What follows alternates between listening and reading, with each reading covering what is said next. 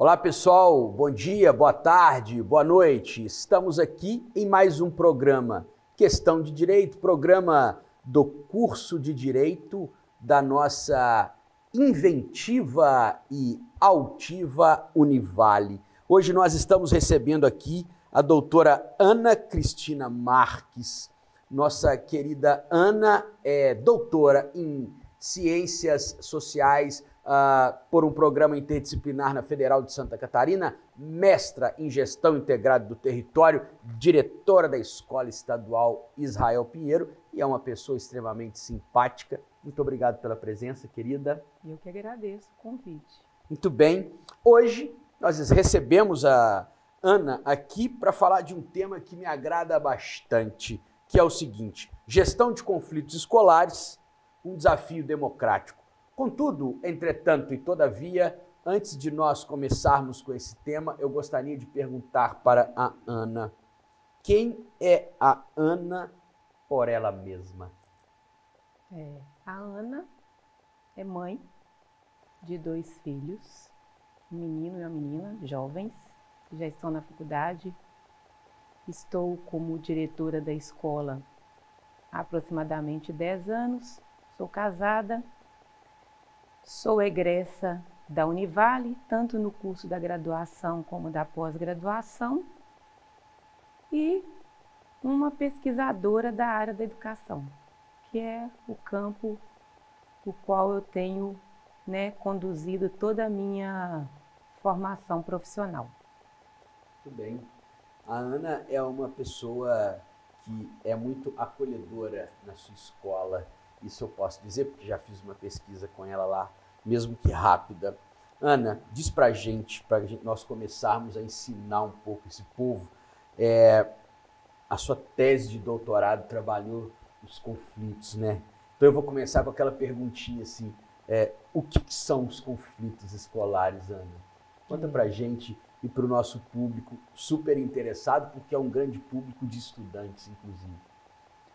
Bom, Bernardo, é difícil a gente definir o que são os conflitos escolares se não ficar muito claro os conceitos de como essas relações no espaço escolar elas se dão.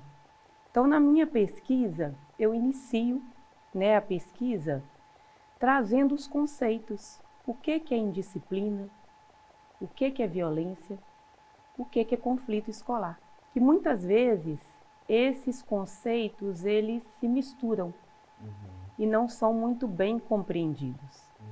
E quando não se compreende o que está acontecendo nesse espaço escolar, é difícil você gerenciar essas situações. Então, precisa ficar muito bem definido hoje o que é indisciplina, que é um tema hoje recorrente nos espaços escolares, e que basicamente afeta essas relações. E aí na minha pesquisa eu tento desconstruir e trago a ideia de que nas escolas não tem indisciplina. E aí eu já causo um pouco de estranhamento, claro, nesse sentido quando eu falo, mas as escolas não têm indisciplina? Não. Se eu pensar que naquelas relações ali, eu não vou pensar pelo viés do disciplinamento, realmente não ocorre indisciplina. E aí o professor fica muito meio assim, sem saber, mas como assim? O que está acontecendo aqui então, se não é indisciplina? O que está acontecendo aqui? É uma violência? Se é uma violência, que tipo de violência que está acontecendo? Ou é um conflito? É um conflito? Se esses atores que estão ali nesse espaço escolar conseguem diferenciar o que está acontecendo naquele espaço escolar, eu consigo gerenciar essas situações. Então eu digo que hoje, dentro dos espaços escolares, não ocorre indisciplina, ocorrem conflitos. Conflitos escolares. Que coisa linda, que coisa maravilhosa. Eu já ganhei o dia aqui, tá? Obrigado, Ana. Maravilhoso, porque isso é a sua tese, né, ela, além de tudo, é uma tese que não pensa só conflito, não, ela pensa a escola, né? Quer dizer, a escola é um lugar de disciplinamento, é um lugar de ensino, né? Porque se a gente pensar que é disciplinamento, não tem como a gente pensar em gestão de conflito. Porque aí é outra coisa, né? Então vamos começar por aí, né? A escola não é um lugar de disciplinamento. Essa é a primeira questão, né? E aí a gente vai para um outro patamar, porque a gestão de conflitos ela é democrática e horizontal, né? E aí, exatamente por isso eu queria colocar para você, assim, e aí você já fez esse recorte, né? Então temos conflitos. E quais são, Ana, né, na sua experiência, assim, os principais conflitos, assim, que mais são recorrentes, assim, nas escolas? Conta pra gente, por favor. Bom, eu trabalho numa escola de grande porte, né? Uma escola de área central de grande porte, que atende aproximadamente 1.300 estudantes, da faixa etária de 6 a 18 anos.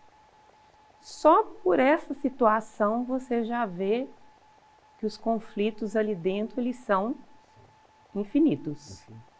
Sejam entre pares, sejam entre estudantes e seja na relação entre estudantes, professores, na relação entre estudantes e a gestão, a equipe pedagógica. E o que é mais comum, né? Visto a escola que eu trabalho, né? Controle de corpos, né? Gente. Hoje nós temos dentro da escola uma necessidade de controle dos corpos.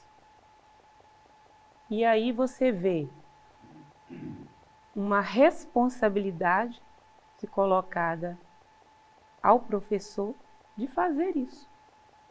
Então, você tem um aluno que tem que chegar num horário, que ele só pode sair da sala se o professor autorizar, ele só pode levantar se o professor autorizar, ele só pode falar se o professor autorizar. E se ele descumpre isso, para o professor, ele está sendo indisciplinado. Sim. Na minha visão, ocorre um conflito. Exato. Esse conflito, ele é recorrente dentro das escolas, muito comum. O aluno resiste a isso, claro. Resiste a isso, e aí você tem um conflito. Porque eu digo que o conflito é uma resistência a uma norma, a um padrão, a uma situação que você não concorda com ela. Agora, como que vai gerenciar esse conflito é que vai fazer toda a diferença nesse espaço escolar. Claro.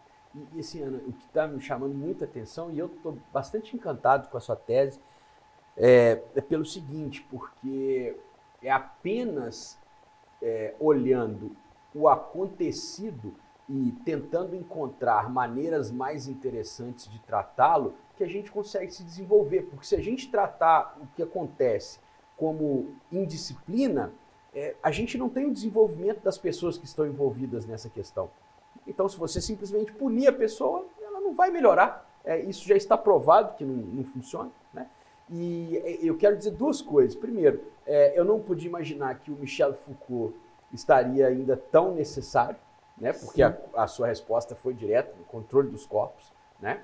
E depois, como que nós, por não entendermos o que é a escola, acabamos por não entender o que é o professor.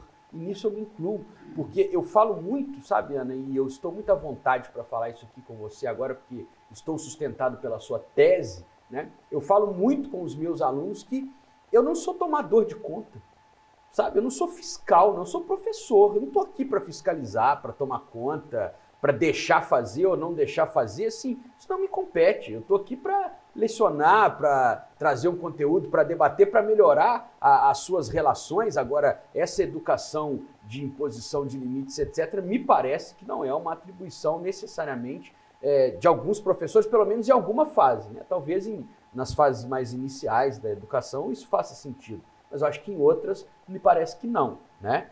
E dito isso, né, eu queria te ouvir, antes da gente ir para o intervalo, né, assim, você acabou de falar assim, esse conflito, eu sempre vejo ele por uma perspectiva positiva.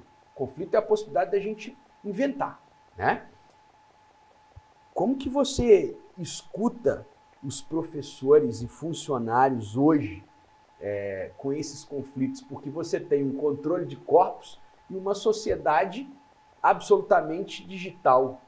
Como é que fica essa questão, né? Porque eu estou inserindo aqui, se me permite, né, a questão da lei que impede o uso de celulares na escola. Como é que fica esse contorno todo aí? Aí, novamente, é um controle que se impõe à escola e a certos atores para que essa ação seja executada. E recai aonde? Ao professor, principalmente, que está ali nessa relação com o estudante. Então, é complexo. Isso também é um conflito. Porque o estudante hoje, né, pela lei federal, ele não pode utilizar o celular na escola, sendo que era um hábito, vamos dizer, né? era comum esse uso do celular pelo estudante e hoje não pode ser mais. E a quem é dado a condição de controlar isso? Ao professor. O professor tem que controlar que o estudante não esteja usando o celular. E aí a gente fala hoje, inclusive, do adoecimento dos nossos professores, de que se perde essa função de educar, né, do processo de ensino-aprendizado, e volta-se sempre para a questão do controle, do disciplinamento, de você manter a ordem nesse espaço escolar. E esses professores hoje estão adoecidos, porque a quem dá conta de controlar tudo isso? Claro, claro. É bom, eu vou te ouvir mais, a gente tem agora que caminhar para um breve intervalo, mas assim, o recado está dado. Recai nos ombros dos docentes mais uma tarefa, mais uma atribuição, mais uma obrigação, e no fim das contas, aquele desejo inicial de trabalharmos transformando vidas se apequena quando nós somos convidados ou instados ou obrigados a controlar, né? Então, bom, a questão está posta. Eu lhes convido a continuar conosco, comigo e com Ana, para depois do nosso brevíssimo intervalo continuarmos essa prosa. É o tempo de pegar um café, sem deixar esfriar, sentar para ouvir o resto da nossa conversa. Espero vocês. Obrigado até então.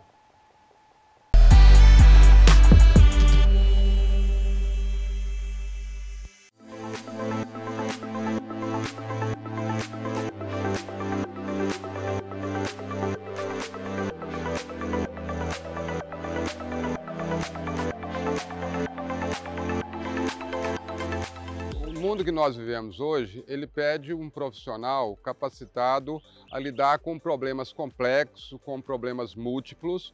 Portanto, exige muitas vezes uma abordagem que seja interdisciplinar. Se no passado, no século XX, a especialização, né, era característica, no século XXI é a capacidade holística, a capacidade de ampliar os horizontes. Então, a interdisciplinaridade passou a ser central. E aí, né, nessa região em que a Univale está inserida, a Univale precisa formar profissionais que sejam capazes de dar resposta aos grandes dilemas e contribuam para o desenvolvimento da região. Então, daí ela propôs um mestrado que seja interdisciplinar, aberto a profissionais de todas as áreas. Trabalhando a gestão integrada do território, né? A questão interdisciplinar, ela vem muito à tona. Trabalhar a questão interdisciplinar é propiciar ao aluno um contexto maior, né, de aprendizagem, porque é um aprendizado de maneira holística, né? Porque a gente insere no contexto da aprendizagem do aluno todos os campos de aprendizagem, a gente dá oportunidade para todos os alunos. A construção do saber é a partir do saber daquilo que o aluno traz consigo. O nosso trabalho aqui no GIT, na Gestão Integrada do Território, no mestrado, a nossa dissertação, abordou a questão relacionada com o cumprimento da lei de cotas no território de Governador Valadares. Sob a perspectiva da teoria das representações sociais, nós trabalhamos em torno do que viria a ser esse cumprimento da lei de cotas, sob o olhar do gestor, do empresário, sob o olhar da pessoa com deficiências, que à época nós chamávamos de PNE, portador de necessidades especiais, não se usa mais essa nomenclatura, então das PCDs, e sob a perspectiva do Poder Judiciário. Falar sobre aprendizagem, quando a gente é pedagogo, é uma situação assim, muito interessante, porque envolve o saber como o aluno aprende, de que maneira, e principalmente a gente enxergar que nas questões, nas situações vulneráveis, né, porque nossos alunos, os alunos com os quais eu trabalho, são alunos, né, de territórios de vulnerabilidade. Então, assim, como isso acontece naquele contexto, né? E de que maneira, enquanto pedagoga, a gente pode contribuir para a aprendizagem desses alunos? A Gestão Integrada do Território, o mestrado, representa para mim uma abertura, um leque de possibilidades muito grande com a minha formação pessoal, com a minha possibilidade do exercício do magistério, as interfaces que eu pude fazer com outros conhecimentos de outros territórios e a minha chegada até o doutorado com uma visão mais ampla, mais flexível do conhecimento. Em geral, a Gestão Integrada do Território é um curso que é um momento na minha vida que, como fosse um divisor de águas, faz com que eu possa conectar todo este conhecimento que nos é ofertado de maneira bem sólida e bem objetiva e bem racional para a minha construção pessoal, profissional e a minha chegada até o doutorado.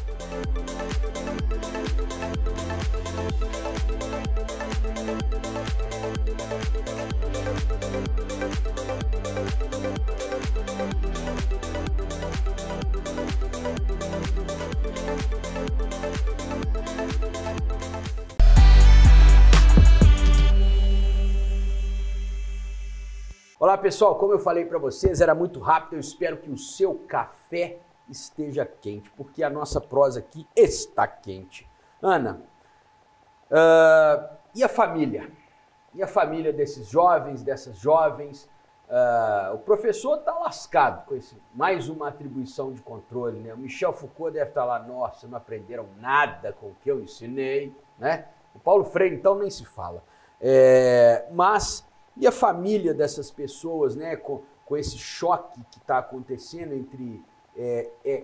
o choque também é geracional, porque a nossa geração também ainda não conseguiu entender o que é esse jovem filho das redes sociais que já vive de maneira conectada 24 horas e essa é a realidade deles. Como é que a família está nesse processo com vocês na escola, com a relação com os conflitos, assim, o que você tem para contar para a gente? Bom, para a gente falar um pouquinho da família, eu acho que eu preciso, né, passar para os espectadores que essa pesquisa que eu fiz de doutorado, eu analisei os livros de ocorrência dessa escola. E, basicamente, é um livro de capa preta, onde ali são registradas basicamente em disciplinas, né? Que, querendo ou não, deveriam ser registrados os conflitos escolares. E nesses registros, muitas vezes, tem a fala dos professores e de quem relata, e nem sempre do estudante e nem da família. Então, nessa pesquisa, eu tento trazer da importância da gestão do conflito, para que a gente dê direito do outro também falar daquilo que está acontecendo. Né? Uma gestão de conflito, ela só acontece se você consiga ouvir as duas partes. Claro. Né? E se o estudante é menor de idade, a família é o responsável legal desse estudante. E aí eu percebi nesses livros de ocorrência como que muitas vezes a instituição escola, ela pode ser violenta também com esse público, porque muitas vezes registrava-se o ocorrido, mas não colocava a versão do estudante e nem da família. Então a gente mostra como que muitas vezes a instituição, ela é violenta. E querendo ou não, a instituição ela pode afastar muitas vezes as famílias desse espaço escolar. Muitas vezes se cobra muito a presença das famílias, de que eu preciso da família para resolver isso, mas muitas vezes a própria instituição afasta as pessoas desses espaços.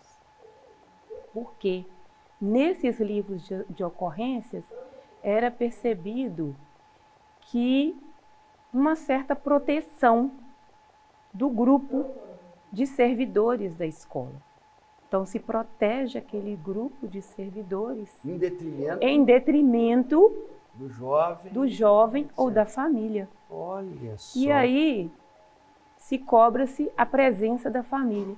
Mas o que nós também, enquanto instituição, estamos fazendo para que seja garantido realmente o acolhimento dessas famílias nesse espaço. Claro.